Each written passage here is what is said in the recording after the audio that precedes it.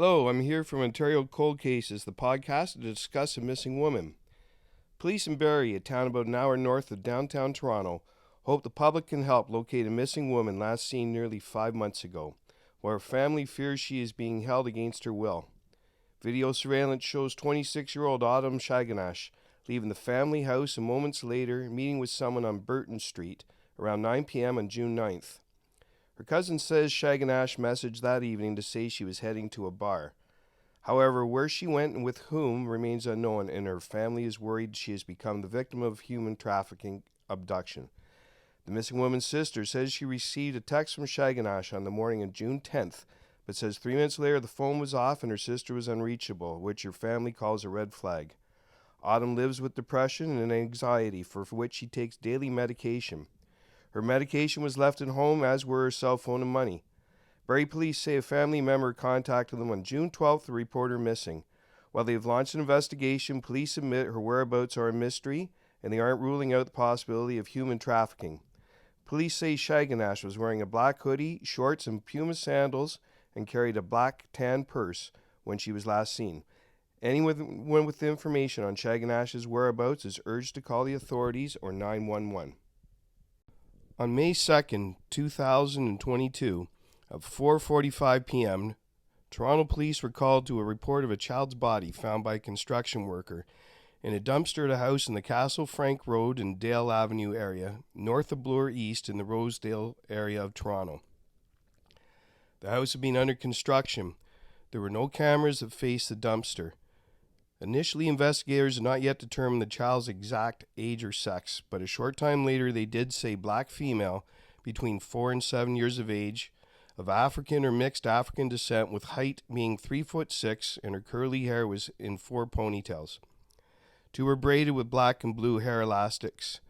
Her body was wrapped inside a colorful crocheted blanket in a plastic bag, then bundled in a blanket.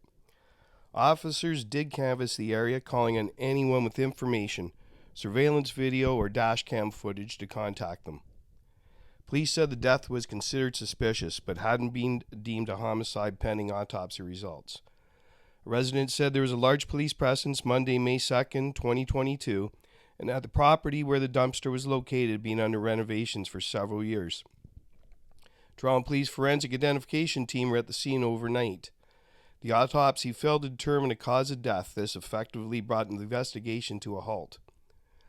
More than a year later, on June 29, 2023, Toronto Police released the name, age, and sex of 4-year-old Neveah Tucker.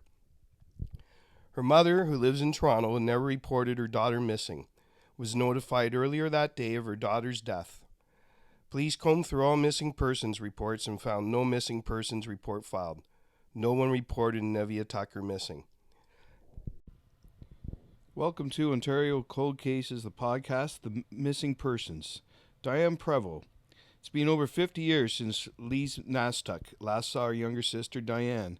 So it was September 17th, 1966, a Saturday, and the Prevost family was enjoying the final days of summer at Grundy Lake Provincial Park, located approximately 100 kilometers southeast from their home in Blizzard Valley outside of Sudbury, Ontario. Lise and her 2 siblings frolicked in the water with their mother while her father fished. Frightened of the water, 2-year-old Diane played alone in the sand. The toddler said she wanted to return to the campsite just 152 meters from the shore to see her grandparents. Her father told her he would take her once he finished untangling his fishing line. But when he looked for her moments later, Diane had vanished, according to a description of the day's events by the Ontario Provincial Police. After an extensive months-long police search of the park and lake and an ongoing investigation in the years after, the little girl has never been found. To this day, the Prevost still don't know what happened to Diane. I'm Jay Nicoll from Ontario Cold Cases, the podcast. Richard Peewee Marlow. 79 years ago, on July 18, 1944, 9-year-old Richard Peewee Marlow was last seen in South Etobicoke's Beta Street in southwest Toronto. That February night, most of the Marlow family had gone to see a movie. Richard seen the picture the night before and opted to stay home with his older brother, Gerald. Richard went outside to ride his sister's bicycle. He hasn't been seen since. Both Etobicoke police and the Army militia were called in to conduct searches to no avail, as Etobicoke Creek was dredged with no result, and as family members, neighbors, and friends combed the area, but found no sign of the little boy who was nicknamed Peewee because at just 3 feet 8 and 50 pounds he was so small for his age. When he went missing, Richard had blonde hair, blue eyes, and a scar in his right temple by the hairline, and was last seen in dark blue windbreaker, long blue pants, a striped jersey, and gray cotton stockings with a yellow band around the top. The boy also wore an aluminum ring with the initials KL on his hand. The bicycle he rode was left behind in the yard. As of August 2019, none of Richard's siblings were alive. Thankfully, before this, Toronto police had gathered DNA samples for the National Centre for Missing Persons and Unidentified Remains. Hi, I'm Jay Nicoll from Ontario Cold Cases, the podcast. For more than half a century, the person responsible for 16-year-old Yvonne Leroux's death was unknown. The Toronto team was aiming to steer her life in a new direction.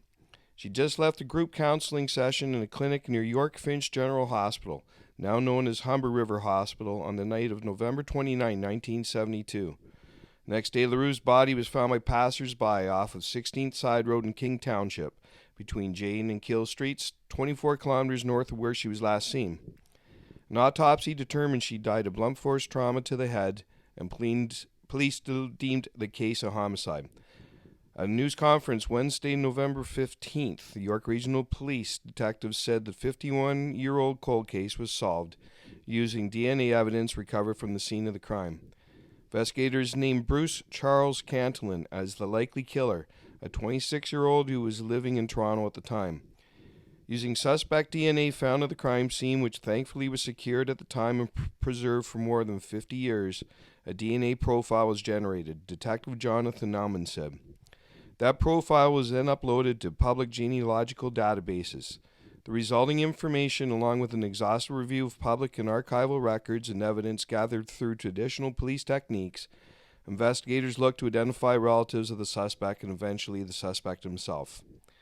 Cantillon was known to police, having committed several violent offenses against women. He was jailed at various times in his life due to mental health issues. Unfortunately for Leroux's family, the news of her killer came way too late. Cantillon committed suicide in Toronto in 1974, 19 months after Leroux's death. Police said he'd be facing a murder charge if he was still alive. With files from the Toronto Sun.